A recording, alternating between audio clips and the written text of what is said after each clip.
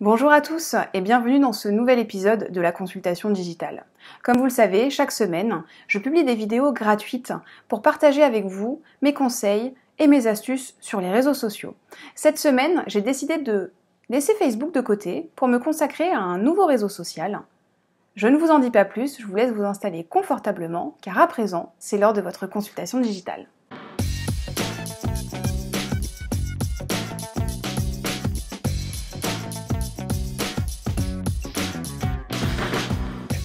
Quand je parle des réseaux sociaux avec les entrepreneurs qui exercent une activité dans le B2B, souvent j'ai la même remarque. On me dit les réseaux sociaux, pourquoi pas, mais moi j'ai déjà essayé et j'ai jamais réussi à faire décoller ma communauté. Du coup, moi la première question que je me pose et que je pose du coup à l'entrepreneur, c'est mais sur quel réseau social tu t'es positionné pour présenter ton activité, ton service ou ton produit dédié aux professionnels? Et la réponse souvent c'est Facebook. Alors c'est vrai que Facebook, on l'a abordé ces dernières semaines, c'est un réseau social sur lequel on a énormément d'utilisateurs, c'est le réseau d'ailleurs sur lequel on a le plus d'utilisateurs à la fois en France et dans le monde, mais Facebook est un réseau social utilisé souvent par les particuliers. On utilise Facebook pour se détendre quand on rentre chez soi le soir ou dans le train avant d'aller travailler ou à la pause déj ou à différentes pauses. C'est vrai qu'on utilise plus Facebook pour se détendre, pour se divertir. Donc c'est vrai que en tant que professionnel, présenter un service dédié aux professionnels sur Facebook, c'est pas forcément la priorité et c'est pas forcément en tout cas ce que moi je recommande aujourd'hui. Il existe des réseaux qui sont dédiés exclusivement aux professionnels. Vous connaissez certainement Viadeo, c'était un des premiers réseaux qui est apparu pour mettre en relation les professionnels entre eux. Et depuis quelques années maintenant, on a le petit frère qui a pris le dessus, qui s'appelle LinkedIn, qui lui est un réseau social international, qui a d'ailleurs fait beaucoup de tort à Viadeo, qui maintenant n'est quasiment plus utilisé. Je sais que moi, au tout début, je l'utilisais Viadeo, mais maintenant, je suis passée sur LinkedIn et je ne reviendrai jamais sur Viadeo. Enfin, faut jamais dire jamais, mais pour le coup, je vois pas l'intérêt aujourd'hui. Donc LinkedIn, ce qu'il faut savoir, d'après toujours la fameuse étude réalisée par Tease, l'agence digitale, on a 244 millions d'utilisateurs actifs dans le monde qui sont sur LinkedIn et on a 6,8 millions d'utilisateurs actifs qui sont en France. Donc c'est vrai que LinkedIn aujourd'hui, si vous avez un service ou un produit ou une activité qui est dédiée essentiellement aux professionnels, foncez sur LinkedIn et ne perdez pas de temps sur d'autres réseaux sociaux. S'il y a bien un réseau social sur lequel vous devez être actif, c'est LinkedIn. Donc comment ça fonctionne LinkedIn concrètement déjà dans la vie du quotidien? Parce qu'il faut savoir que LinkedIn, comme c'est un réseau professionnel, on a quand même plus de facilité à l'animer naturellement que si on devait se positionner sur Facebook. Dans le quotidien, vous avez créé votre compte sur LinkedIn et vous allez tout simplement rencontrer des clients dans votre quotidien, aller à des rendez-vous, aller à des conférences, aller à des after-work, tout simplement vous connecter physiquement avec de nouvelles personnes. Ces personnes-là, en général, vont vous transmettre une carte de visite, et cette carte de visite, au lieu de la laisser dans votre classeur de cartes de visite, eh ben, vous allez tout simplement l'utiliser pour intégrer ce contact dans votre réseau. Au final, vous n'avez plus besoin de votre classeur, tous vos contacts sont directement connectés avec vous sur LinkedIn. Ça vous permet de rester en contact permanent, un peu comme Facebook, même clairement comme Facebook. Mais sauf que là, on n'est plus dans le milieu des amis. On n'est pas en train de se connecter avec des amis qui vont voir notre dernier repas au restaurant ou notre partie de pétanque dans le sud avec le petit pastis, parce que là c'est de saison, hein, on est en été. Là c'est différent.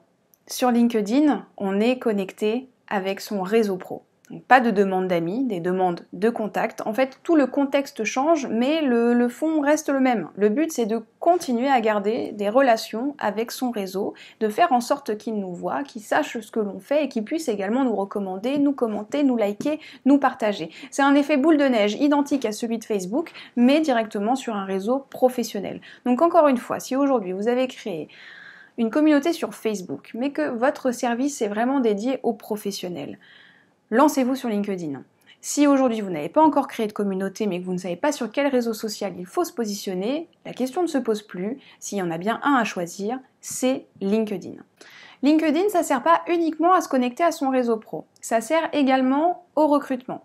Vous avez la possibilité d'aller regarder, consulter les profils d'autres personnes. Vous avez la possibilité de rechercher en fait les profils par rapport à leur fonction. Donc si par exemple demain je recherchais une assistante administrative, je pourrais clairement aller la chercher directement sur LinkedIn, voir si j'ai par exemple des contacts qui sont connectés avec cette personne. Pour vous donner un exemple concret, je vais dans l'onglet recherche de LinkedIn, je tape assistante administrative, je clique sur entrée, je vais voir plein de profils apparaître d'assistantes administratives qui exercent ce poste actuellement ou qui l'ont exercé anciennement. Donc je vais forcément me focus sur les assistantes administratives dont c'est le poste actuel et je vais pouvoir voir à côté du profil de cette personne dans quel cercle elle se situe. Donc forcément, si je ne la connais pas, elle ne sera pas dans mon premier cercle parce que je ne vais pas être connectée directement avec elle, mais si elle est située dans mon deuxième cercle, je sais pertinemment qu'il y a une ou plusieurs personnes que je connais, qui sont connectées avec moi et qui connaissent également cette personne-là. Donc je vais pouvoir très bien leur passer un coup de fil en leur disant bah tiens, qu'est-ce que tu penses de cette assistante administrative? J'en ai besoin pour mon entreprise, je sais que tu es connecté avec elle, est-ce que tu la connais? Est-ce que tu connais son travail? Est-ce que tu peux m'en dire davantage? Donc c'est très intéressant pour le recrutement. Mais moi, la partie que je préfère, c'est celle qui vous permet de développer votre business, ce qui me permet d'arriver aux tips de la semaine. Tout comme on l'a fait tout à l'heure, pour trouver une assistante administrative, vous allez pouvoir faire exactement la même chose pour trouver vos futurs clients. Imaginons que mon futur client est dirigeant d'entreprise. Dans ces cas-là, ce que je vais faire, c'est que je vais toujours aller dans l'onglet recherche de LinkedIn et je vais taper dirigeant. Je vais appuyer sur entrée et là je vais voir apparaître tous les dirigeants, ceux avec lesquels je suis connectée et ceux avec lesquels je ne suis pas encore connectée.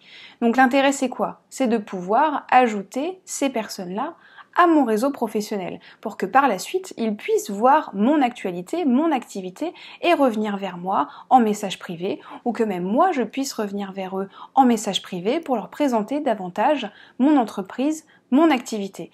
Donc c'est très simple de se connecter encore une fois avec les bonnes personnes. C'est beaucoup plus simple d'ailleurs de se connecter avec des professionnels sur LinkedIn que sur Facebook. Je reviens sur une vidéo que j'avais publiée la dernière fois où j'expliquais qu'en fait, moi sur mon profil Facebook que j'utilise à titre professionnel, j'ai énormément de demandes d'ajout d'amis et en fait ce sont des professionnels qui veulent se connecter avec moi pour me présenter leur activité. Mais pourquoi l'avoir fait sur Facebook? Faites-le sur LinkedIn, c'est tellement plus approprié. Vous pouvez ajouter une note, d'ailleurs c'est ce que je recommande. Il faut toujours personnaliser l'ajout d'un contact. Vous n'allez pas, encore une fois, aller à la rencontre d'un chef d'entreprise pour lui dire « Bonjour, est-ce que tu veux faire partie de mon réseau ?» Ça marche pas comme ça. Si tout le monde le fait, ça devient banal et ça devient impersonnel. Et encore une fois, si vous voulez faire la différence sur les réseaux sociaux comme dans la vie, il faut personnaliser vos approches. Donc, quand vous allez avoir ciblé vos contacts, que vous allez voir cette fameuse liste de professionnels apparaître, ne passez pas votre temps à cliquer sur ajouter, ajouter, ajouter. Ça sert à rien. Sélectionnez les bons profils. Créer un texte pertinent, un texte percutant qui va donner envie à la personne en face de vous ajouter sur son réseau. Et à ce moment-là, vous serez connecté avec elle. Et là, vous allez pouvoir créer un réseau qui est ciblé et un réseau de personnes qui va pouvoir voir ce que vous faites. Et par la suite, vous allez pouvoir les engager en trouvant les sujets, les thèmes, les façons de faire qui les engagent et qui font justement qu'elles viennent liker, commenter et partager vos articles. Dans tous les cas, moi je referai des vidéos par la suite sur LinkedIn, sur les choses essentielles à faire sur LinkedIn pour avoir une belle image de marque parce que là, il faut vraiment mettre le paquet, selon moi, sur LinkedIn, d'ailleurs comme sur tous les réseaux, mais là, c'est vrai qu'on a beaucoup de professionnels qui ont une page sur un réseau social mais qui ne se mettent pas en avant parce qu'ils ont peur, on l'a vu dans d'autres vidéos, la peur de ne pas être aimé, la peur de tout un tas de choses, mais je vous laisse regarder l'ancienne vidéo pour refaire le point. Là, vous êtes directement exposé parce que c'est bien vous qu'on va voir sur le réseau, c'est votre nom, votre prénom, c'est vous en tant que professionnel. Donc, faites en sorte d'avoir la plus belle visibilité. Ça, on le verra dans une prochaine vidéo. Donc ça, c'est vraiment le tips de la semaine. sur LinkedIn, comment se connecter rapidement, comment justement construire une communauté ultra ciblée. Là, clairement, vous pouvez construire un portefeuille de prospects et clients mélangés. On verra les différentes synergies qui sont possibles, mais encore une fois, si vous vous adressez aux professionnels sur LinkedIn, il y a énormément de choses à faire pour décrocher des nouveaux contrats, pour avoir des nouveaux contacts, pour justement développer son réseau professionnel qui va nous apporter tout un tas de choses au fur et à mesure du temps. Voilà, j'en ai fini aujourd'hui pour la présentation de LinkedIn et l'objectif principal de LinkedIn que je rappelle à nouveau, on dit toujours qu'il faut dire 7 fois les choses pour que ça puisse être intégré. LinkedIn, un réseau social pour construire un réseau professionnel. Voilà, j'espère que cette vidéo vous a plu, j'espère que ça vous a permis justement de mieux cibler vos communautés sur les réseaux sociaux. N'hésitez pas à donner votre avis, à partager vos retours en commentaire.